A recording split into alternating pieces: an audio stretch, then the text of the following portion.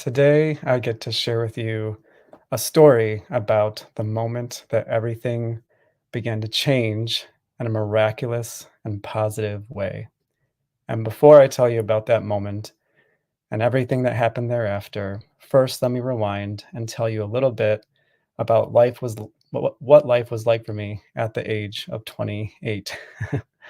At 28, I was feeling lost, unfulfilled, and stuck. And it was also the first point in my life where I started to have panic attacks. And those panic attacks were pretty scary. I don't know if you've ever had one. For me, I can laugh about it now because, I don't have them anymore. But back then, they were pretty scary. My entire body froze. I literally stopped breathing. And I could tell that my body had stopped breathing and that I was frozen. So, again, it was pretty scary. If you're wondering what led to a moment like that, it was a bit of a perfect storm, you might say. And again, I'm laughing because it's like, oh my gosh, I'm realizing in this moment how far I've come. Wasn't so funny back then, but I'm laughing now because it's like, wow, I've come so far. And so, again, it was a perfect storm. And what I was experiencing at that point in my life was a lot of unprocessed trauma. And I wasn't even conscious to the fact that I had a lot of unprocessed trauma. I was just living in it. I was living in a lot of limiting scarcity and fear-based programming that I wasn't even aware of yet. And what that meant is that I was worrying a lot. I felt at that point that I was worrying almost 24/7. I would even wake up in the middle of the night with worries racing through my mind. I was also catastrophizing, and that means that I was using my imagination to go out into the potential future to try to protect myself from worst case scenarios. So that meant that my imagination was almost constantly on worst case scenarios. And that had an effect on my body that, again, I was really unaware of at that point in my life. It was really taxing my body. So there was that was going on. And then also, I was feeling very unfulfilled and stuck in my career. I had only ever done things just to get by, just to pay the bills. That's another set of programming that I received early on in my life was to, just do whatever paid the bills.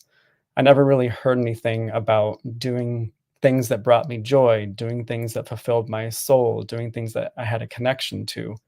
So I never really pursued any of that.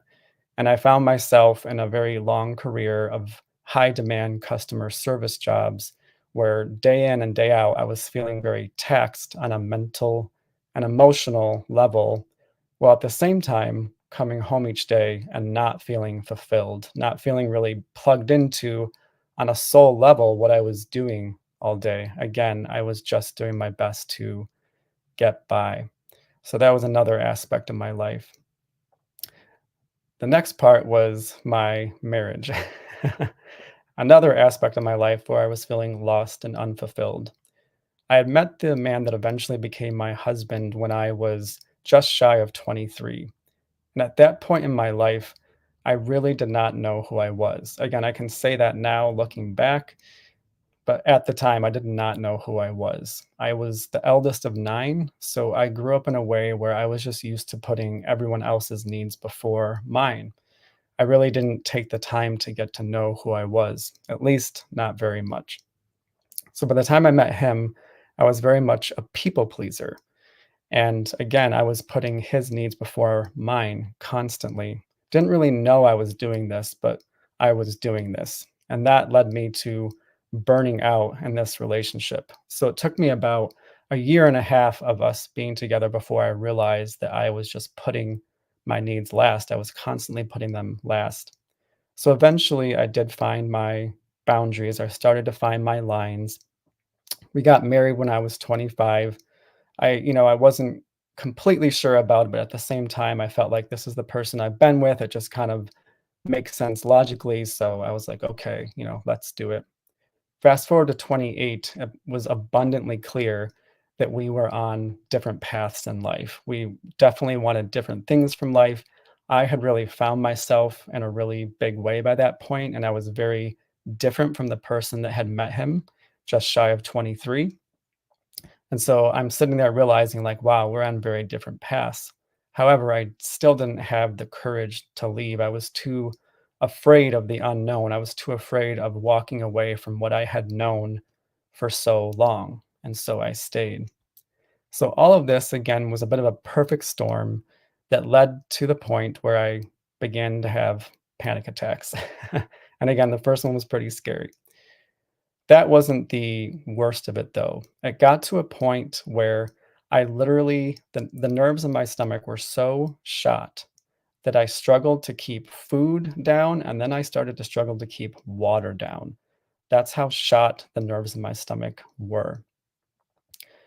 And you might think that I would have sought medical attention at that point. However, that just didn't seem very apparent. That wasn't like the thing that was rising up within my beingness to do.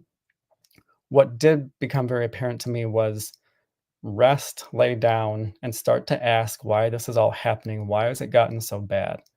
And so that's what I did. I laid down, and for the first time in a long time, I turned inward and I asked the question to myself, to my heart. I said, what am I missing? I've tried to make a life the way that everyone else has always told me to make a life. All the outside voices, society, culture, family, school, religion. I've tried all the things to make a life the way that I'm supposed to make a life. And it's not working. I'm not happy. I don't feel fulfilled, kind of miserable, don't really want to wake up and live my life in the morning. Like, why is it all led to this? So I sincerely asked that question inward.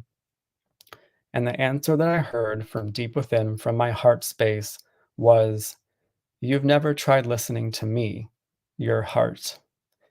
You know what your dream is. You know what you've dreamed about since you were about the age of 11, and you've never gone for it. You've never tried listening to me. So here you are. And I knew what my heart meant about me never living into that dream. I knew what that dream was. Around the age of 11, I did develop a childhood dream that had to do with acting and studying acting in Los Angeles to see what it was like. I had fallen in love with the movies by watching films with my nana. She had an in-law apartment that was built onto my parents' house, and when I went over there, she was a widow, so she spent a lot of her time alone, and she was always watching TV and movies. And so I fell in love with the movies by spending all that time with her. And that's where that dream originated. That's where that dream began.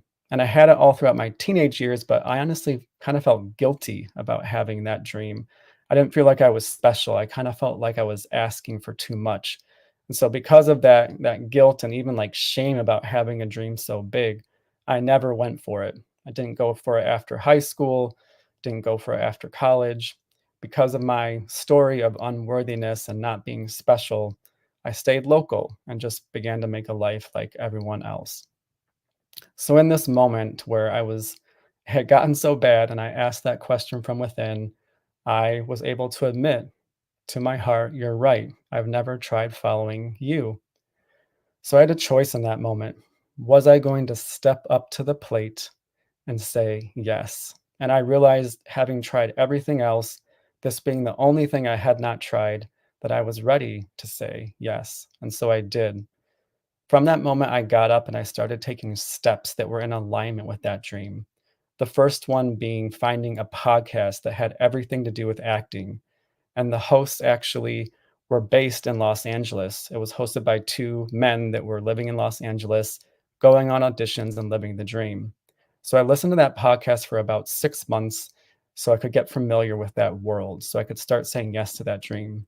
Just want to rewind back a little bit, back about 6 months when I made this decision. And I have to tell you that once I said yes to this dream, to this vision, in about a week, as I recall, my stomach issues just cleared up on their own.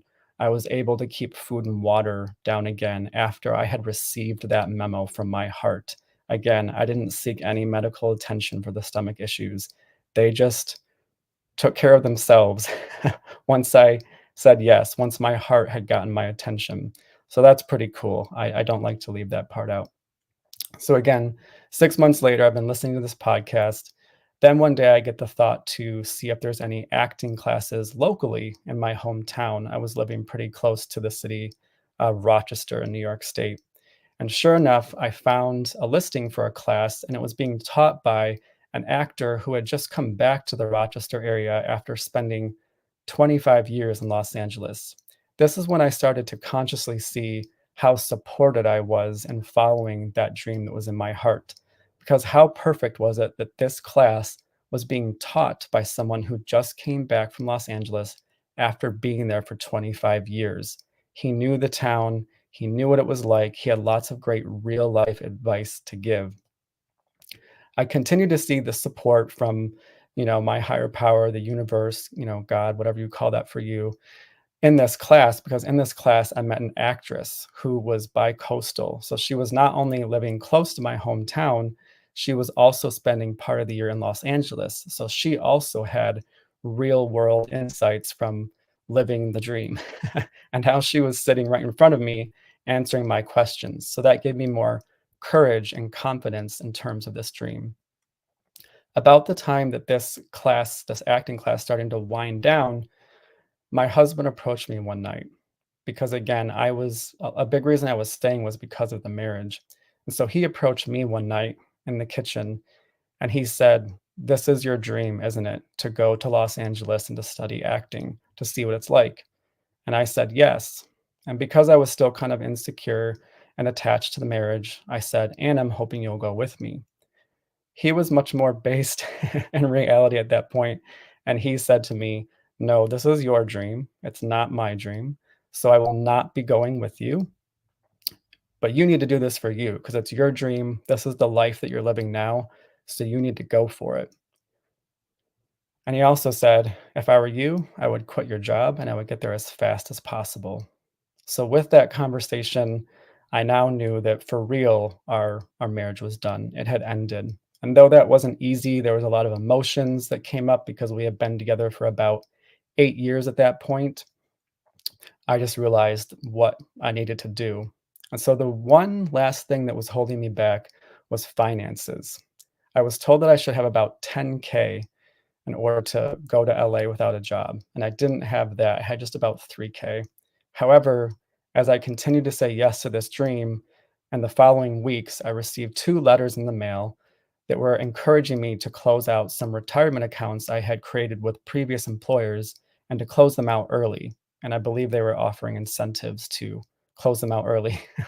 So I did, and at that point, that gave me just about, close. I was really close to 10K at that point. And so I was like, okay, I'll go. My youngest sister drove with me across the country because she didn't want me to do it alone. And when I got there, a whole new life began, a whole new chapter. I started taking improv classes within the first 2 weeks of being there. And for the first time, I felt understood. I was around people who got me.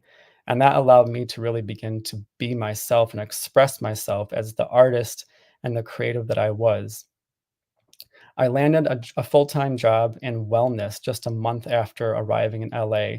And I had wanted to be in wellness for the past couple years in Rochester, but had never worked out. So that lined up. I was being supported. Within 2 years of moving to LA, I started taking scene study classes at the school that I had been dreaming of taking acting classes at about 3 years prior. And it was another realized dream. I was like, oh my gosh, here I am taking acting classes at the school that I've been dreaming of for 3 years. So one thing after another unfolded as I continued to say yes to my heart. While I was there, I got to see what it was like to be on big TV sets, big TV shows. I got to see what it was like to be on short films, the production of short films. I made so many friends in the industry, and I got to see so many parts of Hollywood that really, again, were a fulfilled dream, all by saying yes to my heart. All in all, I spent about 7 years in Los Angeles, and it's where I really began to find myself, to have a lot of fun, and for the first time, I felt truly alive. So, all this is to say that if you have a dream and you have a vision deep down in your heart, And maybe you have a story where you just don't feel special. I invite you to question that story. Because if there's a vision in your heart, I feel that it's meant for you. And the one question that life is always asking us, especially on the level of our heart, is are you willing to say yes? Do you have the courage and the strength to say yes? And so that is the question that I will leave you with today. Thank you very much.